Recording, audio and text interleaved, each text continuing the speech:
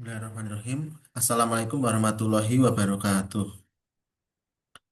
Sebelumnya perkenalkan, nama saya Wafi Fuad Husain, mahasiswa PJJ S1 PJJ Manajemen, yang mana pada kali ini akan menjelaskan terkait dengan presentasi untuk UTS mata kuliah Business Big Data yang mana diampu oleh Bapak Ucuk Darussalam.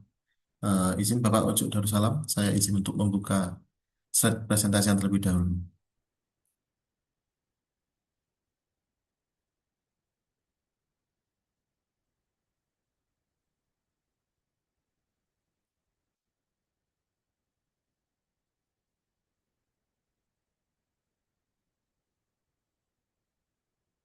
Baik, berikut Pak terkait dengan materi dari presentasi yang akan saya sampaikan. Yaitu untuk model bisnisnya itu saya menggunakan bisnis yang sudah mapan yaitu Indofood ya. Jadi untuk judulnya pada saat ini itu adalah rancangan pemanfaatan Big Data untuk optimasi rantai pasok PT Indofood CBP Sukses Makmur Tbk.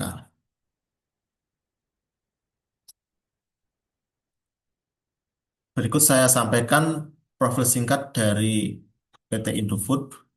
Jadi seperti yang kita tahu bahwa PT Indofood ini adalah perusahaan yang sudah besar dan sudah tersebar produknya di seluruh Indonesia ya. Jadi PT Indofood ini khususnya pada divisi noodle itu merupakan salah satu produsen mie instan terbesar di Indonesia yang menguasai sekitar 70,7% pangsa pasar domestik.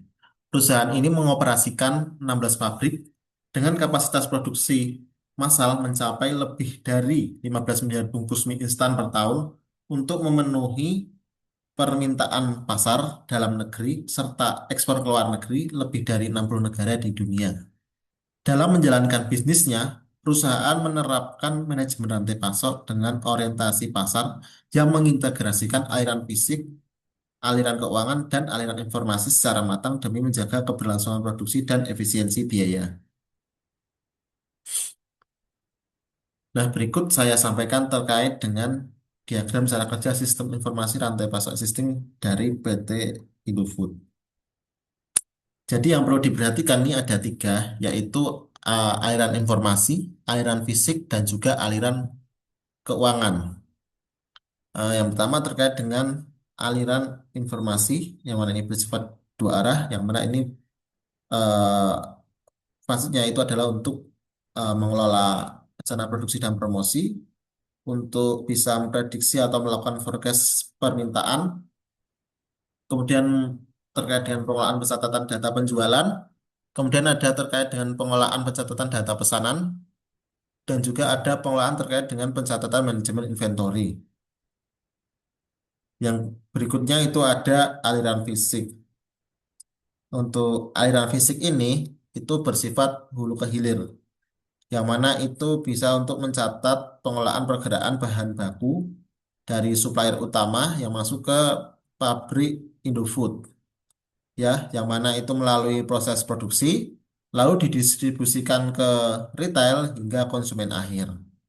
Kemudian yang ini berikutnya adalah aliran keuangan, yang mana ini sifatnya adalah hilir ke hulu, kebalikan dari aliran fisik. Yang mana ini merupakan aliran dana dari transaksi konsumen akhir yang mengalir kembali ke retail, terus mengalir kembali ke distributor, mengalir ke pabrik, hingga nantinya mengalir menuju penyelesaian pembayaran kepada para pemasok bahan baku PT Indofood. Kemudian berikut saya jelaskan terkait dengan proses transaksi dengan customer. Itu ada tiga, yaitu sales order entry, credit inventory check, kemudian yang ketiga itu ada invoicing. Yang pertama terkait dengan sales order entry. Ini merupakan pencatatan pesanan resmi dari jaringan distributor ke SIL dan retail. Kalau untuk credit and inventory check itu merupakan semacam validasi batas kredit pembeli dan pemeriksaan ketersediaan stok mie yang ada di gudang secara berkala. Kemudian berikutnya ada invoicing ya, itu merupakan penerbitan faktur tagihan otomatis untuk pencatatan arus kas ya, untuk mencatat cash flow. Kemudian berikutnya terkait dengan proses produksi ya. Itu contohnya Indomie ada 8 tahap otomatisasi mesin. Ada mixing, pressing, slitting, steaming, cutting and folding, frying, pulling, dan packing. Yang pertama adalah mixing, yaitu pencampuran terigu dari merek Bogasari dan air alkali selama 15 menit pada suhu 35 derajat Celcius dengan kadar air 32% sampai 34%. Kemudian ada pressing, yaitu lembaran adonan yang dilewatkan pada beberapa roll press hingga mencapai tebal ideal sekitar 1,12 sampai 1,18 mm. Kemudian ada proses yang ketiga, itu proses slitting, itu pemotongan lembaran menjadi untayan mie dan pembentukan gelombang melalui weaving net. Kemudian yang keempat itu ada steaming, pengukusan kontinu di dalam steam box selama 2 menit selama 65 selama 2 menit itu suhunya 65 derajat Celcius untuk gelatinisasi pati. Kemudian yang kelima itu ada cutting and folding.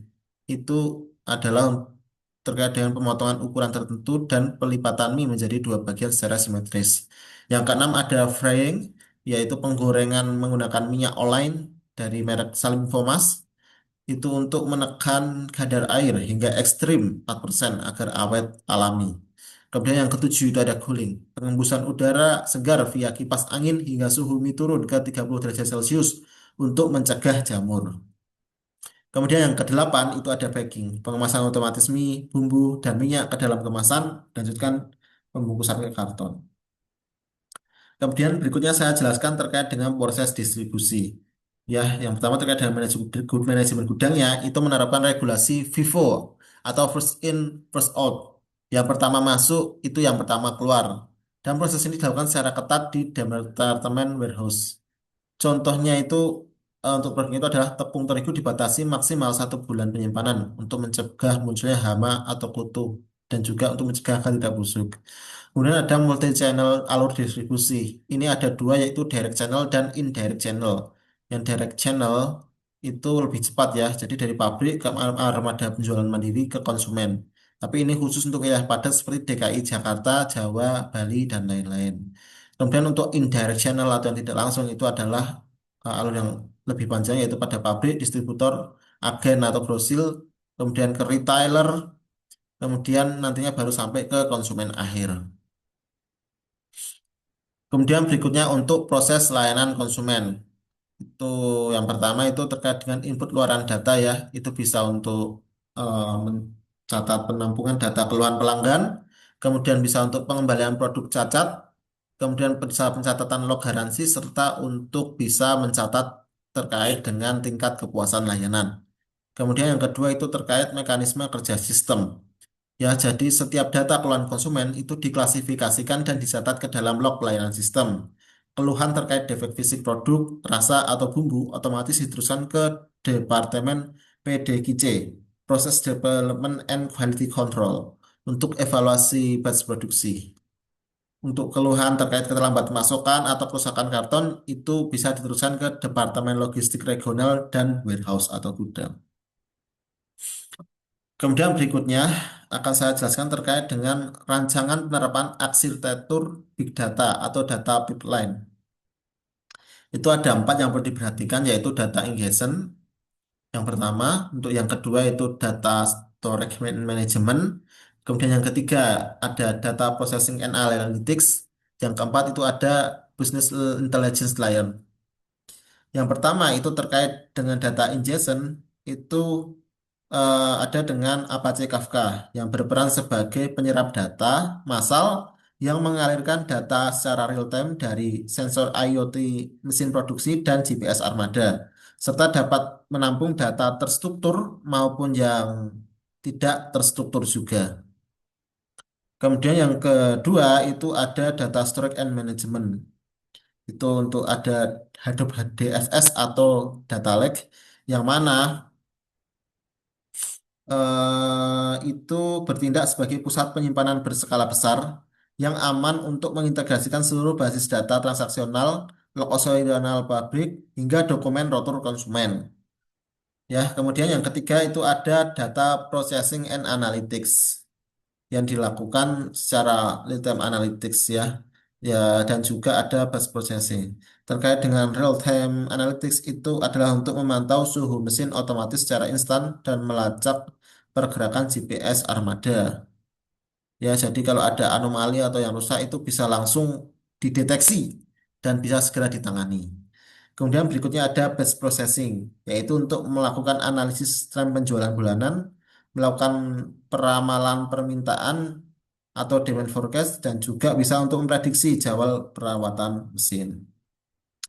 Kemudian yang keempat itu ada business intelligence layer, yang mana ini adalah untuk mengubah hasil pemrosesan data menjadi metrik visual untuk mendukung direksi dan manajer dalam pengambilan keputusan strategis yang cepat dan akurat. Nah, jadi setelah penjelasan tadi terkait dengan hal itu, ada beberapa keunggulan dari penerapan Big Data di sini, di Indofood. Yang pertama itu menjamin keberlanjutan produksi massal atau mass production ya, karena semuanya diatur dan juga diawasi. Jadi contoh ada mesin yang rusak itu bisa segera ditangani karena ada pengecekan atau pengawasan secara otomatis. Kemudian yang kedua itu adalah optimasi aturan FIFO di gudang, first in first out, yang pertama masuk yang pertama keluar. Jadi tidak ada barang-barang menumpuk atau lama itu sampai lama di gudang itu tidak ada karena itu tadi first in first out, yang pertama masuk yang pertama keluar ya. Kemudian yang ketiga itu ada otomatisasi alur penanganan keluhan dan retur ya, karena tadi kan ada terkait dengan layanan pelanggan itu tadi juga bisa difasilitasi ya agar bisa lebih bagus.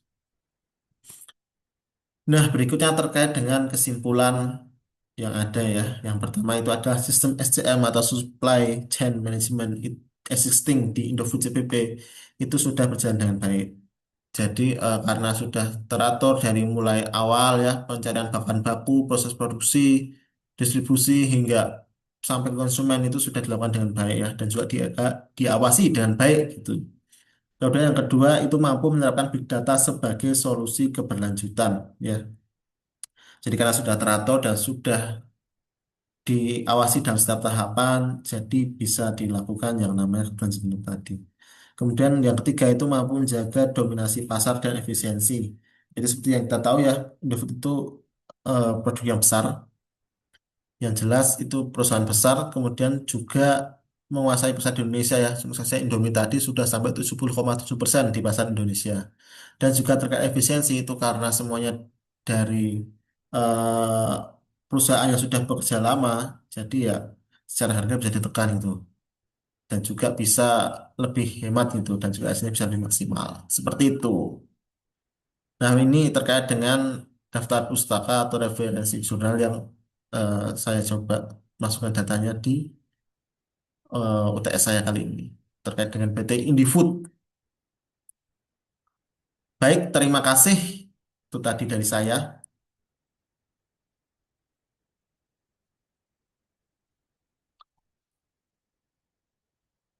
Baik, terima kasih Pak Ucuk Darussalam. Itu tadi adalah UTS untuk matkul bisnis big data dari saya.